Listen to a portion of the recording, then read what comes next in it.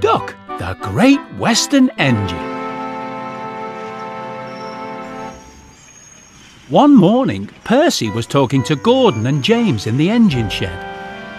"The Fat Controller is getting a bigger engine to help me," said Percy proudly. "Nonsense," said Gordon. "We don't need a bigger engine." "You just need to work more and chatter less," said James. Percy sighed. "No one listens to me. They think I'm a silly little engine and order me around. I'll show them." But he didn't know how. Later that day, Percy brought some coaches to the station. "Hello, Percy," said the Fat Controller. "You look tired."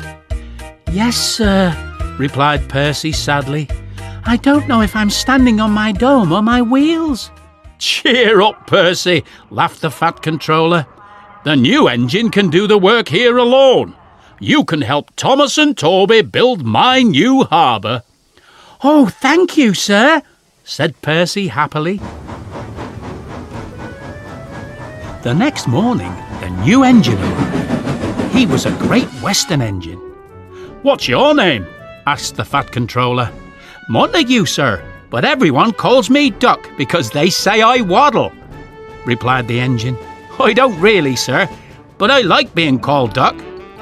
"Duck it is, then," said the Fat Controller. "Percy, come and show Duck around."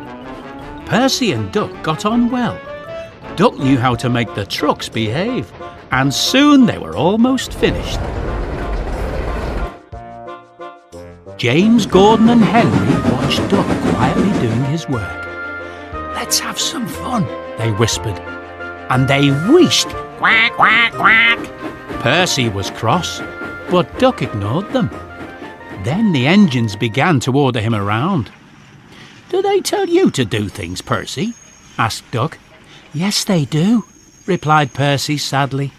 "Right," said Duck. "We'll soon stop that nonsense."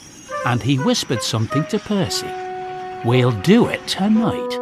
That evening, the Fat Controller was just about to go home for dinner when he heard a terrible noise. He hurried to the yard. Henry, Gordon and James were wheeshing furiously. "Stop that noise!" bellowed the Fat Controller.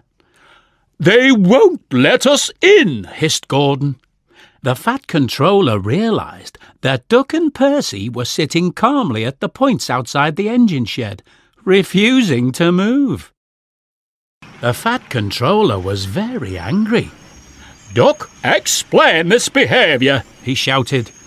"Beg your pardon, sir," said Duck politely, "but these engines are giving us orders. Can you please inform them that we only take orders from you?"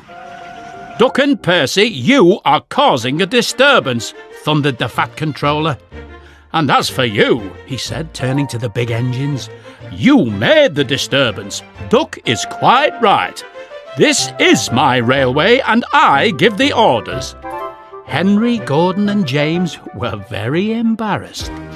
From then on, Duck worked well at the yard, and the Fat Controller was very pleased with him.